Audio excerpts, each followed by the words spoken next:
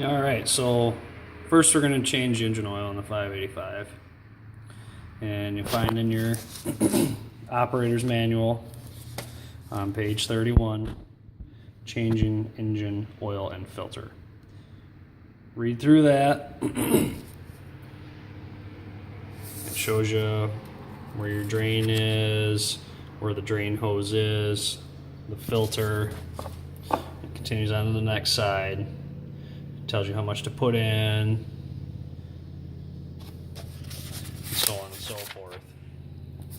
I bought 3 quarts of oil for mine. I know it says that the motor only takes 2.1 quarts of oil, so I like to have an extra one on hand in case it is using oil for whatever reason, or I don't have enough, then then I'm out, then I gotta go get another quart anyway. So an extra quart on hand doesn't hurt. So on the actual tractor,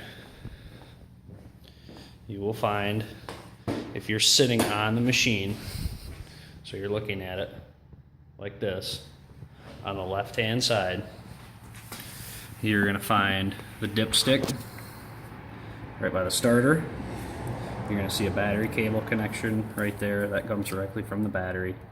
There's your dipstick for checking the engine oil level. And then if you look down in there, it's kind of hard to see, but see if I can get a better shot of it. There's kind of a green hose right there. You can see me wiggling it. That's your drain tube. It's on the front of the motor. It's kind of a hard spot to get to. Deere and Kawasaki, I think, have a good idea with this. The issue that I see is that the hose always has a kink in it, and it doesn't allow the oil, when you're draining it, to flow out freely. So I'll put a vice grip on here just to kind of hold this open. It isn't going to pinch it closed, it's just going to kind of hold it open a little bit better, and it'll provide a little bit of weight to keep this tube going down into my little bucket so I can collect all the old oil. So, but the wrench size for your drain that is in there, I don't know if this will, I'll get a better shot this way or not, but it's not too terribly bad. Anyway, you can see where the hose connects there. There's a little nut on the end of that, and you just turn that like you're loosening a nut in a bolt, and it will come out, and then it'll stop. It won't come completely out, but it'll just allow the valve inside there to open to allow the engine oil to drain. So I'm going to grab a vice grips a second and hold that tube open so there's not a kink in it, and I will be right back. Alright, so you can kind of see what I did there. I just put the vice grip on there, again, just to hold that tube open because there's always a kink in it. So I'm going to open the valve here. I know you're not really seeing a whole lot, but turn my wrench around. If I can get that wrench on there. There we go.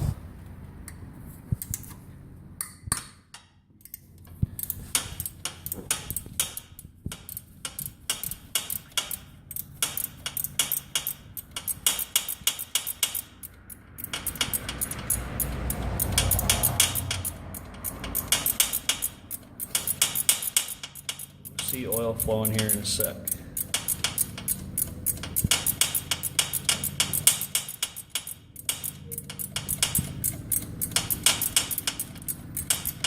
Use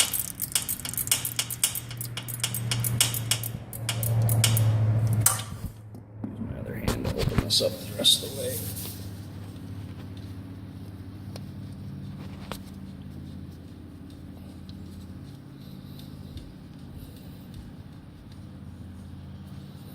The valve's all the way open. We'll let some air in there.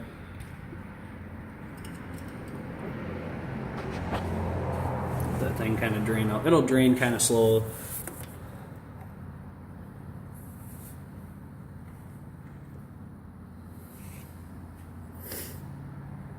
But as you can see, that stuff's pretty black and thick. So the other side, on the right hand side of the machine, you got your oil fill, you got your oil filter. And some of these you're not going to have all this stuff in the way. I added a heater on my tractor, so that's what this T is for. I have a line that goes down and supplies coolant to the heater in my cab. So that is this on in the way, I guess you could say, but it shouldn't provide too big of an issue because that filter isn't all that big.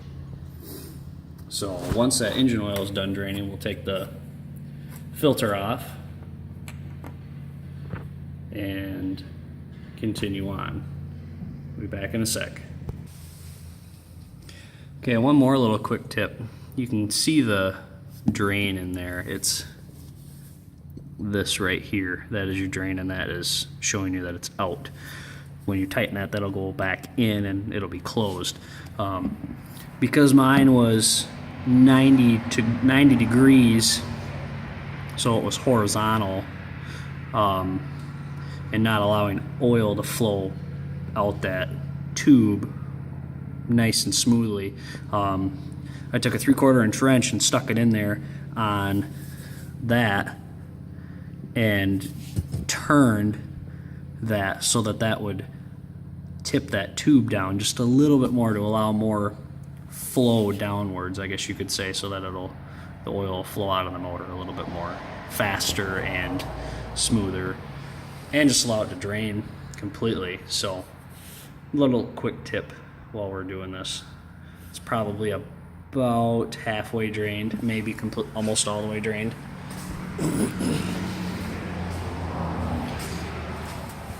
See, quite a bit of oil in that bucket there. You can kind of see it,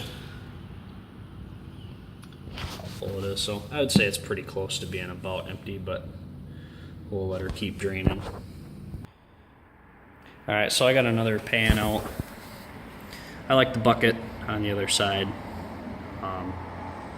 It's a little bit nicer, but the pan I got over here, because this is still draining, it's almost empty. But we're going to use this to catch any of the oil that comes out of the filter. And there's a nice little, I know it's really hard to see, but there's a nice little tray under here with a tube that goes down so that it'll direct oil right down and out and onto that pan down there. It won't sit in your frame of your tractor. So we're going to loosen this up and get this draining. I don't know, I probably won't be able to do it with one hand. I might have to get a channel box out to turn that. So actually, we'll see if I got one here. All right, because I don't have a engine oil wrench, and I should, but they always say hand tight, so I figure if it's hand tight and you can't get it off without your hand taking it back off, something it was too tight to be put on to begin with, or the seal is really, really swelled up from the motor being hot. So, but this isn't really hot, so I can loosen this right now. And I only have this on here because I just can't get my hand in there. Should see some oil start coming out.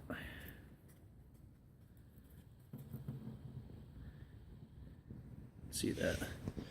The bottom of that tube right there directs it right down onto the pan, which is so nice. And just do it slow, because this filter is going to have a lot of oil in it. And you don't want that oil getting all over your frame of your tractor, and then grass is sticking to it, and then you got more stuff you got to clean.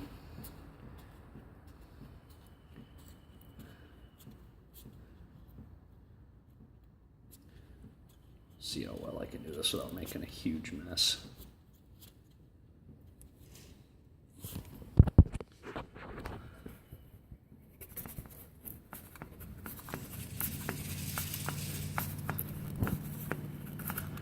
See, my filter's hitting my coolant hose.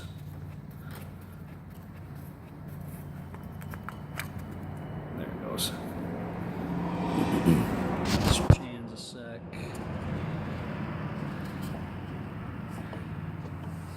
And there is the little teeny tiny filter. For those of you that like Fram stuff, here's your part number. I did not put this filter on, so whether or not it's correct or not, don't quote me on that. This is something the previous owner had on here. But there wasn't that much oil in it because I had drained it all out prior.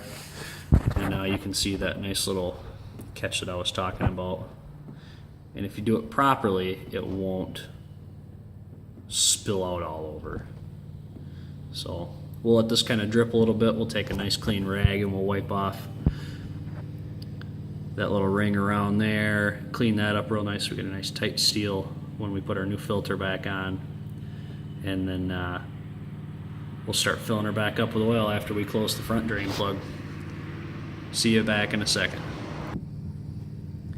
Alright, you can see what I mean by cleaning off this outer ring here.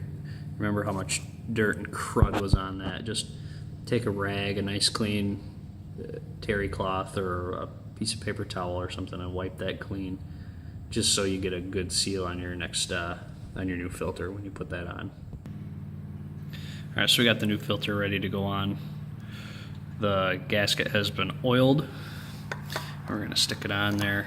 I like to put a paper towel underneath there before I put the new filter on, just to catch any of the little drips from the old, but you got to be careful when you do that you don't catch the paper towel on or in between the filter and the block of the motor, because that'll just cause problems for you down the road later when you think you have it all out of there and you're like, oh, there's a little section that tore off this paper towel. You know, that just will not be good. So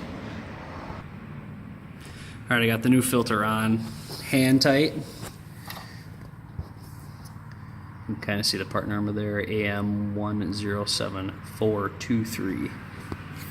So that is on. We'll check the other side, see if we're done dripping oil out of that lower tube there. And if we're done, we'll close that up and start adding oil. We got a couple small little drips coming out of there, but I think most of that is probably from what's residual left in the tube. So we're going to go ahead and close the drain up on the front of the block here and start adding oil. Alright, drain plug is closed up. I pulled the dipstick off, wiped that clean. We're going to leave that bucket there and just let that hose continue to drip. Just try and get whatever oil's left in there out. So when I put that all back up in there, it doesn't want to collect dust and everything like that. Even though it will, it's just less chance. So we're going to add some oil to this thing now. Another little quick tip, I guess you could say. When you're putting seal or oil on the seal of your oil filters, what I always like to do is just take the cap off one of the things of oil that you're going to use and just tip just a little bit of oil in there, and then dip your finger in that and then use that oil in the cap for oiling the seal on your oil filter. It's a little bit easier than trying to stick your finger in the quart of oil or the gallon, whatever you have, and trying to tip it just straight so you can get a little bit of oil on your finger. For me, it works out really well, and that's what I like to do. So do what works for you, but that's just what I like to do. All right, so we got the fill cap off. I just set it on top of my air filter housing there, and we're going to start dumping some oil in it. Don't be afraid to use a funnel if you have to. Always just be real careful you don't spill it all over the engine block, or it'll smoke like crazy when the motor gets hot when you want to run it. Just pour it slow, otherwise you get the little glugs when the cord is burping air out of itself for the oil to pour out. So one more thing I like to do is, once I get a lot, like I would say 95% oil out of the quart, is I like just to stick the end of the quart into the fill hole and hold it upside down. Just try and get as much oil out of there as I can. Just trying to get the best bang for my buck for each quart of oil. It's kind of makes me sound cheap, but this way you get as much as you can out of it. That, and you don't have hardly any drips either this way. So clean. Alright, so we put the filler cap back on, and just hand tight. It doesn't have to be cranked down because it is plastic, it could strip out. So we're going to fire it up here per the manual, let it run for a minute or two, let the oil circulate, we'll check it and see what we're at.